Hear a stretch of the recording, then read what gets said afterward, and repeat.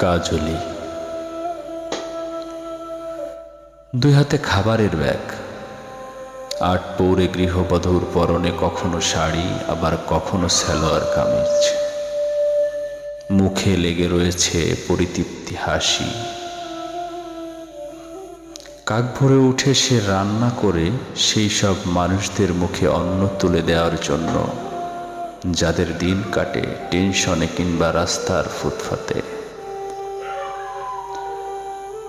অসহায় মানুষগুলোর জন্য সহায়তা তাকে বিচলিত করেছিল।